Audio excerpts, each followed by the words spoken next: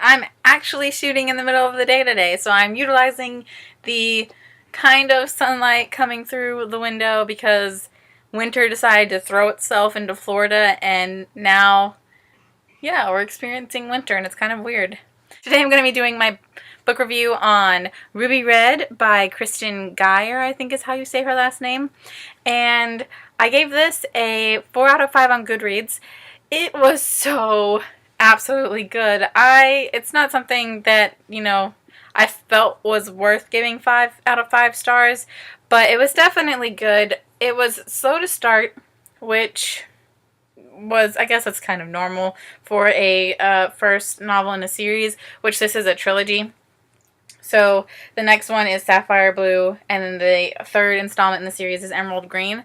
And it was just really cute and witty. And fun fact, for those of you who don't know, who haven't read it, it's set in England, and so there's like European influences in this, and I'm just kind of like, I don't know what that means. There's words that the author uses, and I have no clue what she's saying. So I had to do some looking up every time I came across a word that I didn't understand or I didn't know. I was like, okay, and I Googled it. So I'm learning a little bit of the slang, I guess, in England. Yeah.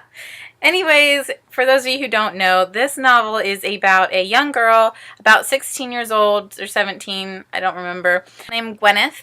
But she and her family has this thing called the time traveling gene, and I think it's one person every generation or so is bound to get this gene.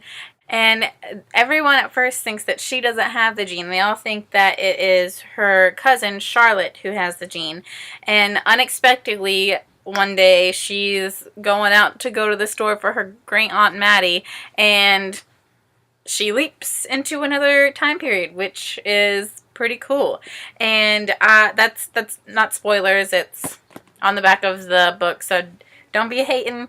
But this was really good for the premise that it is, and I really enjoyed it. It was kind of a quick read once it picked up because I didn't want to quit reading. At first, it was kind of like, oh, one chapter here, one chapter there. But once you get into like probably about the third or fourth chapter, it really starts picking up. So you're like, woo, yeah, when's the next time traveling experience gonna happen? So it's really cool. And I thought the writing, the fact that she did use slang terms and just regular terms that people in England would use was really cool, because I feel like I've only ever really read a lot of novels that have the American westernization influence on it, and it was really neat to kind of experience a different world completely than one that I'm used to. So that was a really unique little thing about Ruby Red. I thought it was really neat, and it's really cool getting to see her deal with the gene and not being prepared to handle it. So that was really interesting. I thought that she handled it very well. But guys, if you have not read this book, I would say see you later now, and come back and watch the rest of the video. You read it because I'm going to talk about some stuff, discussing the characters and things. So see you later. Bye.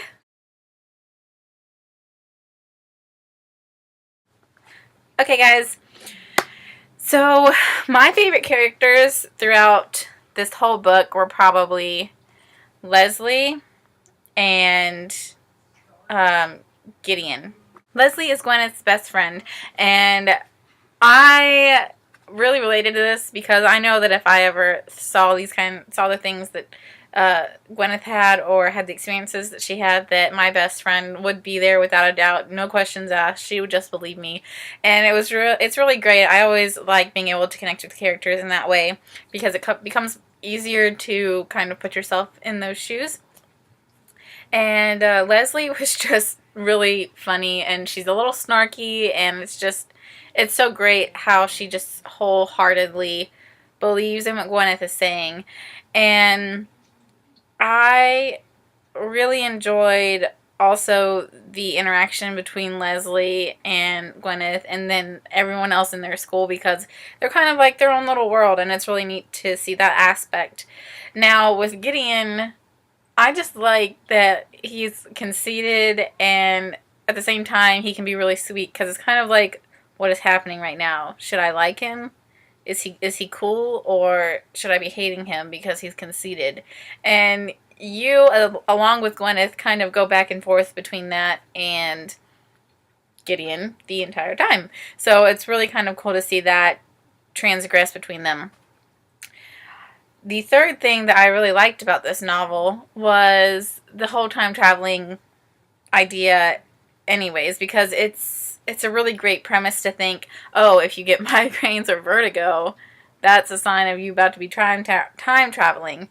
So I personally, again, I have vertigo and I have atypical migraines, so I was like, man, what if I just one day disappear? Wouldn't that be cool? I mean, it'd be kind of scary, but it would be cool at the same time. But it's a really neat idea to think that something like that could be the cause, and it's just a gene that you inherit. And I was like, oh my gosh, how cool. And quick little insert here. What do you guys think about Gwyneth's mom and all her lies? Because, I mean, I think I would be pretty upset, and I think that she wasn't, what? She said she claimed to be trying to protect her, but I don't think that would have been protecting her at all. Because she just randomly time travels. So her mom's saying, oh, well, we didn't know if she was going to have the gene or not. You didn't protect her by not telling her. It would have been better to at least let Gwyneth in on the little secret. But also, I don't think that Gwyneth's mom is Gwyneth's mom. I think Gwen's mom is Lucy, and her father is Paul. And I hope I didn't just ruin anything for you guys. Hopefully you picked up on that reading the prologue and the epilogue. Because, plot twist! But I'm really excited to read the second novel. I just need to get my hands on it because I want to see how it progresses. This little puppy here leaves on the cliffhanger. I'm sure most of you know, because you should have already read the book if you're reading this. And I was just like, no, I need conclusion. So I really liked it though, and I'm glad that I read it and picked it up. I can't remember who has read this, but somebody on BookTube had read it and really liked it. So I liked this. I would recommend it to you if you're a fantasy lover, because this was really good. It's a good intro to the genre, because I didn't realize I was going to be reading this month, and I talked about Throne of Glass in one of my other videos, so this was kind of my first intro to the whole fantasy element of reading, and it was really good. I liked it a lot. I hope you guys like it. If you've read it, let me know what you think about the whole Gwyneth and Gideon Charlotte love triangle happening, and also what you think about Gwyneth's mom. And any other comments you would like to leave below, I'd love to hear what you have to say. Like I said, I really liked it. 4 out of 5 on Goodreads.